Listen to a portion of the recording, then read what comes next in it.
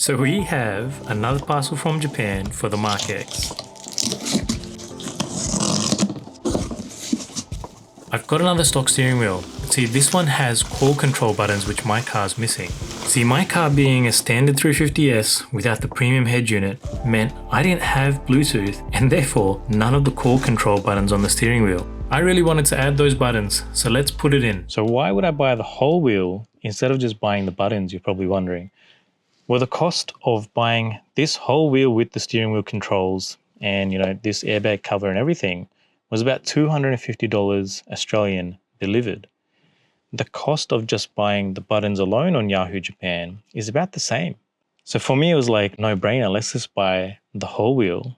We'll get the buttons that we want and we can swap that onto the existing steering wheel.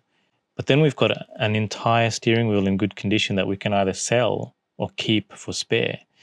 These do also have, I guess, not as common, but they do peel, the leather peels.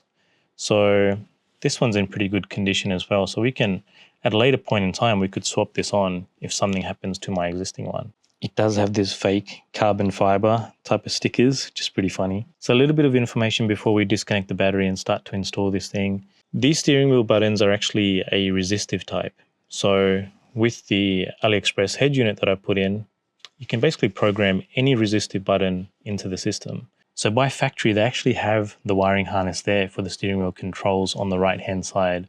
So all we need to do is literally open it up and plug in the additional steering wheel controls. And then we can program them into the head unit. Now, if you had any aftermarket head unit that supported resistive buttons as well, you can do the same thing. It just works on a different resistive value. So probably about 90% of aftermarket head units, you can reprogram these buttons in for your core controls. And the cool thing is, it does have this speech button as well. So you could actually program that in to be your smart assistant, whether it's on CarPlay or Android Auto. So this is a steering wheel that we have the replacement buttons on. We've just got it sitting here on the table upside down. You can see on either side, there's little plastic trim pieces that need to pop off. To do that, we can use our trim tool and pry it off, and it just pops off. So once we have both sides off, there's actually a little clip that sits in here that we need to actually remove, which will release the front cover, which contains the airbag. So you can see in there, there's a clip, and a part of that clip needs to clear a little, I don't know what you'd call that, like a bolt head, so that it releases the front. So you can see it just released this side. And we're going to do the same on this one here. So again, we just push with a flat head, and that should have cleared.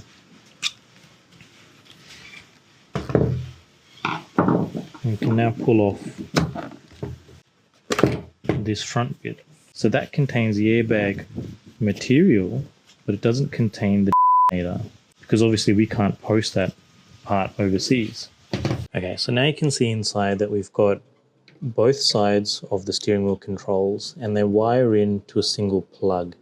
That means we're actually going to need both of these sides. Now we can see that there's 4 screws. So we'll start undoing those and removing both of these, ready to go into our existing steering wheel. Okay, so I've undone the screws and they kind of just pull forward and release from some locating dowels. Also for the cruise control plug, that kind of just angles out. If you angle it forward, it'll pull out. So there we have it. These are ready to now go back into my existing steering wheel. We're going to actually disconnect the battery now because we're dealing with airbag type of stuff. We want to make sure that there's no electricity in the system. So what we're going to do is disconnect the negative terminal on the battery, because we're going to be working alongside the airbag. We won't unplug it, but we'll be moving it around, and we don't want to, accidentally bump it that it goes off. So let's disconnect that. Got our trusty 10mm socket here. It's already loose, dude. What? I wonder how long that's been loose. Anyway, that's disconnected now. Okay, so now for the car part, we're actually going to repeat some of the stuff that we just did with the other steering wheel, and that entails removing the trims on either side and removing those clips so we can get that airbag trim to come off. So switching back over to the metal ray bands, let's see if we can get the right angle. Okay, both sides are off. And again, we're going to push down on that clip. Hopefully you can see it. Let's release this side.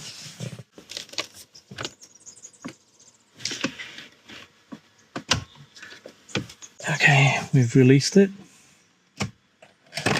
What you want to actually have is a small microfiber cloth to put just on the top there, because when we pull this forward, we're not actually going to unplug the whole airbag unit. We're just going to lift it up and sort of place it up there out of the way. So now we'll get to undoing these screws and getting these bits out so we can pop our replacement pieces in. Okay, we've undone these 4 screws. Now we want to unplug this main steering wheel control bit here, which comes off really easily, and also the one down the bottom, which I actually assumed was for cruise control, but maybe not. Now we should just be able to again pull this forward and have that pop off the mount, just like that. And now we can pull forward these controls and these controls, which were just a plastic trim. There's nothing on there. Now I do want to point out, we didn't have this plugged in on the test unit over there, but there appears to be a ground pin plugged into the airbag unit. So just be careful and unplug that as well. So we pull that one down from the airbag unit. And now this is ready to put to the side. We have our new controls here that we're going to line up and plug in. Again, these should just push in on either side, and we can pop back this little piece into there. While we're there, we plug in that lower plug, and we want to push that pin in to the airbag unit. And now finally we push in the main connector. All we have to do is put those screws in, pop the cover back on, and once we've done that, we should be ready to test it. So I initially thought this was the cruise control plug, but it might actually be this one up here. Anyway, we'll find that out later on. I'll have to find some wiring diagrams to help me do that part.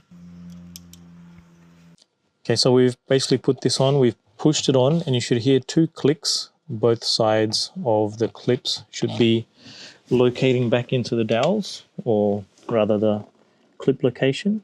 And you should be able to see just in there that that prong of the clip has now located back behind that little screw head that we talked about earlier. So now we can put both side trims back on and give this a test. We're going to plug back the negative terminal, but one bit of advice: keep your keys handy. If it's anything like the crowns, which this might not be, it potentially can have an alarm go off, which you need to unlock as soon as you plug it back in.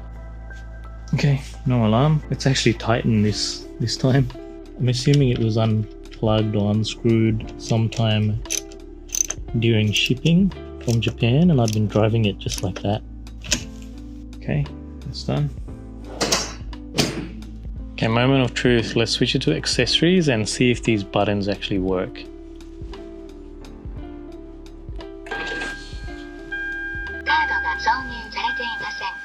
Because we had the battery disconnected, everything's been reset in the car, so you'll have to set up your clock and anything else again. The head unit should retain its memory from before, though the only thing that will happen is it will reset, like it will restart from as if it was switched off completely. Normally what happens with these AliExpress head units is they go into a standby for about 3 days before they do a restart. So it just takes a little bit for it to load up again. Okay, so it's loaded up. Let's head over to car settings. And you can see here there is enter SWC setting interface. That's steering wheel control setting interface. So click on that. Don't press any key in the steering wheel controls, then click OK to start calibration. Okay, you can see my previous ones have all been memorized still. So we've got the audio controls. We don't have anything for call controls. Let's see if we can program those in. So let's start with the hang up button. Click on that. Click on this. Perfect. It read it and it automatically went back to the settings screen. Let's click on answer and I'll leave this here while I press the answer button. Perfect. That was detected. Now finally the voice one. I believe it might be talk. I did try to map this to some existing buttons and it didn't work previously, so this may or may not work, but we'll give it a go. So we'll hit talk and we'll hit that button and you can see it's now programmed. So now when we're on the home screen, or if we're in Android Auto, for example, and we press the call button, automatically goes over to the keypad. Perfect. Well, we can't test this until we have an active call, which will be the hang up button. And now when we press the voice button, let's see what happens. It's brought up Android Auto. Oh, and it's gone straight to the call function. Anyway, as you saw, the voice button actually brought up Android Auto, which then automatically started the assistant chat. So all of that worked perfectly. That was a pretty plug-and-play solution, to be honest. Everything seems to work there as expected. So I guess that finishes off the install part of the video. I do have more videos coming out. I did have some more parcels arrive, even one that arrived while I was filming this video. I know I said that I wasn't actually going to modify this car, but we're getting it more up to my scratch. Things that I want this car to be as a daily car. We'll see you guys in the next one.